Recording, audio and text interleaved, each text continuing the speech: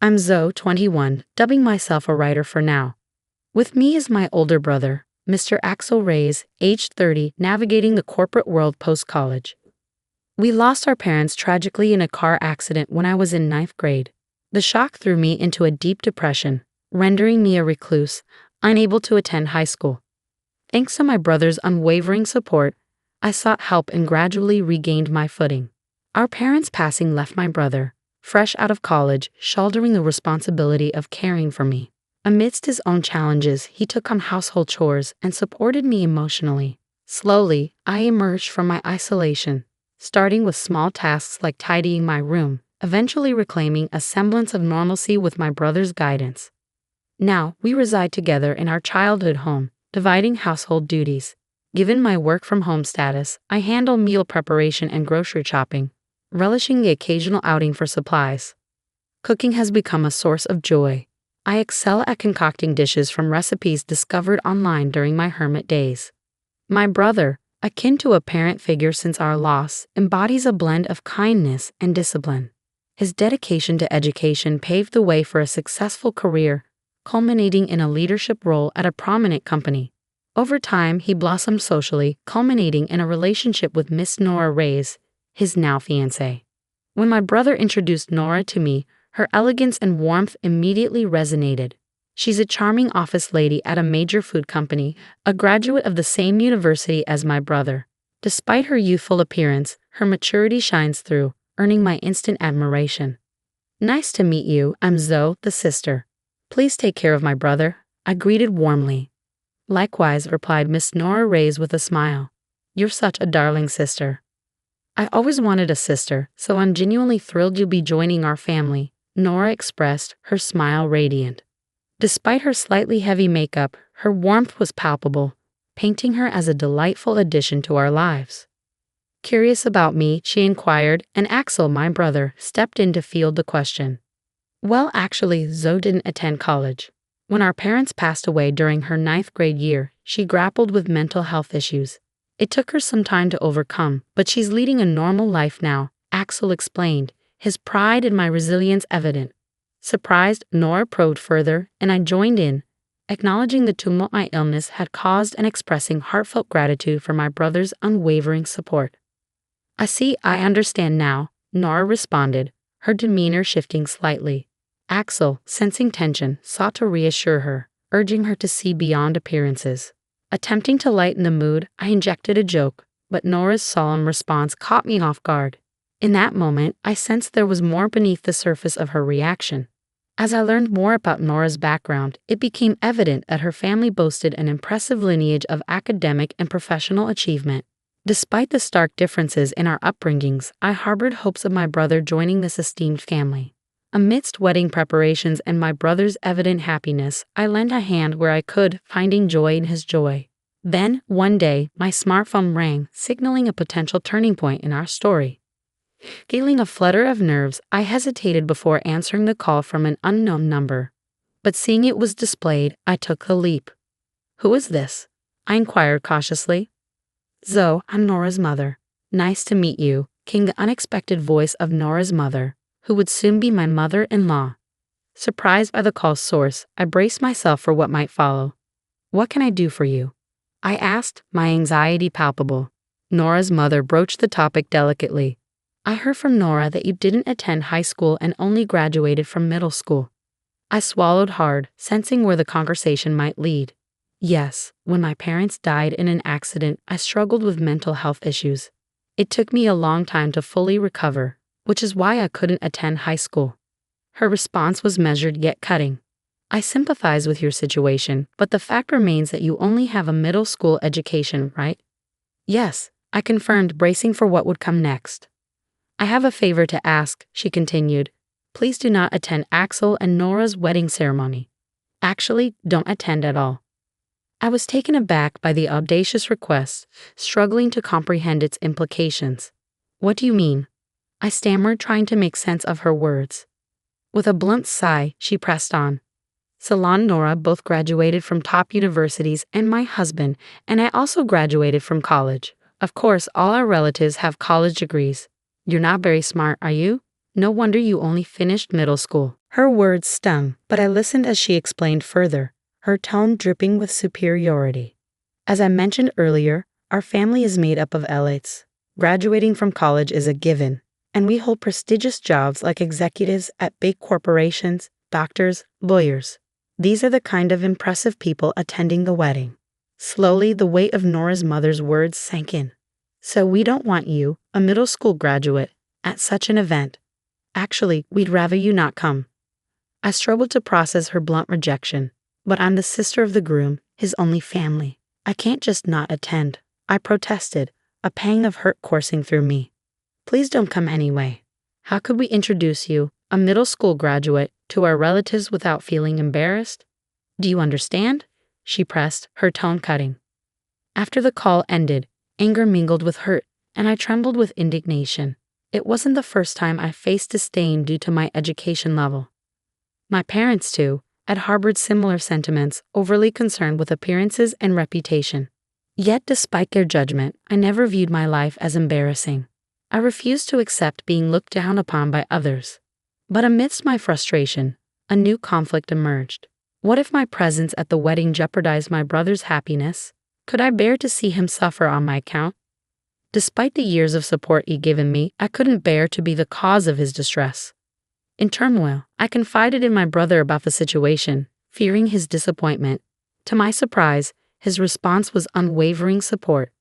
"Don't worry, you're my sister, my only family. Feel free to attend my wedding," he reassured me, his words a balm to my wounded pride. "I'll protect you no matter what, but if I cause trouble for you, I don't mind not attending," my brother reassured me, his unwavering support a comforting embrace. "There's no way you'll cause trouble, Zoe. You're my one and only sister. If I can't protect my sister, what kind of brother would I be?" His words resonated deeply within me, strengthening my resolve. "Thank you, brother," I replied, emboldened by his unwavering faith in me. Encouraged by his words, I decided to attend the wedding. On the day of the wedding, during the family introduction, as my uncle presented me as our family representative, I couldn't miss the disdainful glances from my sister-in-law's parents. My brother, ever perceptive, seemed to notice their attitude. At the reception, the seating arrangements for the families were clear, yet I couldn't help but wonder if a seat had been set aside for me. To my relief, there was one, but as I took my place, I felt the weight of piercing stares upon me. Indeed, my mother-in-law's gaze was particularly intense. Marching over, she confronted me. "Weren't you told not to come? You'd be a disgrace to our family," she accused. "I am his real sister. There's no reason for me not to attend," I asserted firmly, refusing to be belittled. "For a middle school graduate, you sure are insolent," she shot back before walking away, leaving her harsh words lingering in the air. As the bride and groom made their grand entrance, I couldn't help but smile, seeing my brother amidst a different atmosphere. Nora looked resplendent, radiating joy and elegance. Suddenly, my mother-in-law stood up and commandeered the microphone, her voice booming across the room. "Our family has all graduated from college and hold respectable jobs," she declared, her words echoing through the hall. "I believe that Axel is a suitable person for our family, but there is one issue." She paused, gathering her thoughts before continuing. "It is his middle school graduate sister. She is an incredibly embarrassing presence in our family. We would like to ask the groom to sever ties with her. If you can't, we cannot allow this marriage." The room erupted into commotion, but my mother-in-law ignored it, turning to my brother with a demand. "Axel, can you swear to do that here? Swear to cut ties with this embarrassing middle school graduate sister and become a part of our excellent family." With a nod from both the bride and father-in-law, she handed the microphone to my brother, her expression triumphant. Taking a deep breath, my brother addressed the assembly. "Indeed, my sister is a middle school graduate, but she is my only blood relative, my family since her parents have passed away. I can't sever ties with her. I apologize to all of you who have attended today, but I will cancel the marriage and consider this relationship with this family as non-existent. This is my answer." With that, he slammed the microphone down and came straight to me, his smile refreshed. "Zoe, I'm sorry for causing trouble. There's no need for us to be here. Let's go home." Later, I heard from relatives that the reception was canceled because the groom left halfway through. The bride burst into tears, and her parents were scolded by their relatives, forced to apologize on their hands and knees and return the gift money. My uncle contacted my brother afterward, admitting that while his attitude at the reception wasn't praiseworthy, he would have severed ties with him if it had continued. He offered to pay a suitable amount of consolation money and have the bride's side bear all the expenses for the ceremony. But my brother refused, insisting on a sincere apology for his sister. After a while, a meeting was arranged at our home for post-settlement discussions. Determined to assert myself, I steeled my resolve for the meeting with my former in-laws.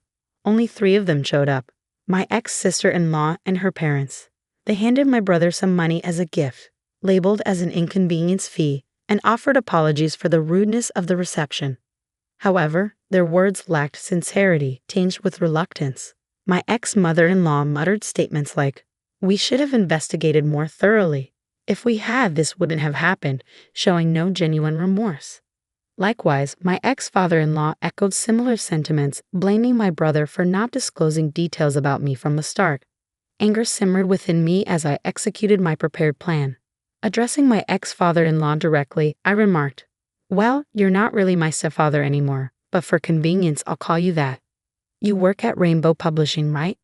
He glanced at me with a hint of disdain. "Yes, I do. I'm a director there. What about it?" I held his gaze, my resolve unwavering. "I work with Rainbow Publishing, but I can't bring myself to support a company where you are. I want to terminate the contract, if at all possible." He brushed off my words with arrogance, claiming, "I don't care. There are plenty of workers. It won't have any impact." "Understood. I'll quit immediately, and I'll sign a contract with your rival company," I declared, refusing to be intimidated by his demeanor.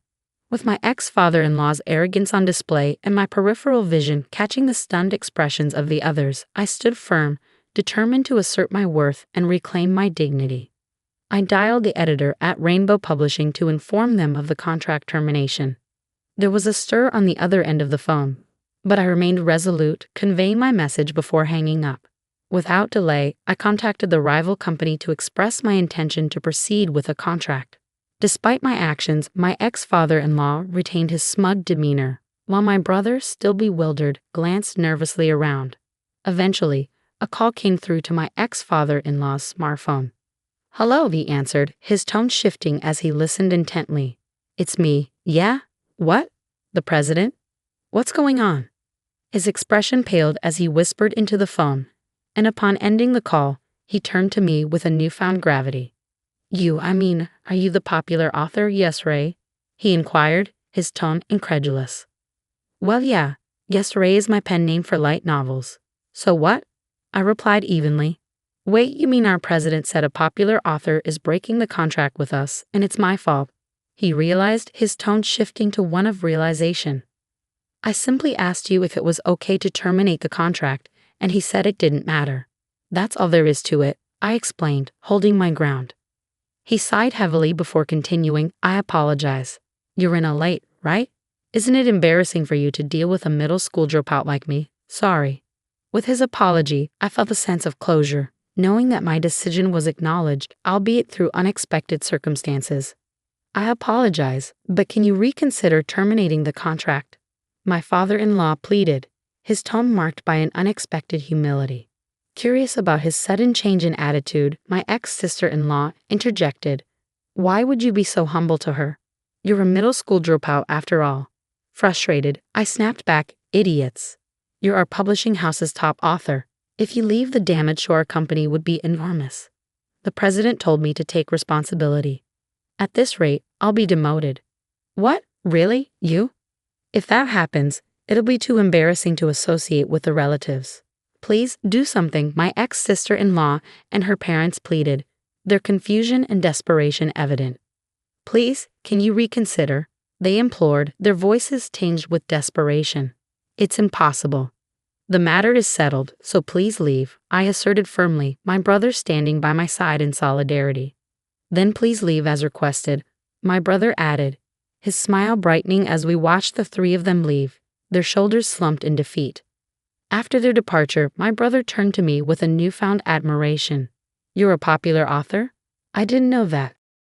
Well, I use a pen name when I posted a work I wrote last year online.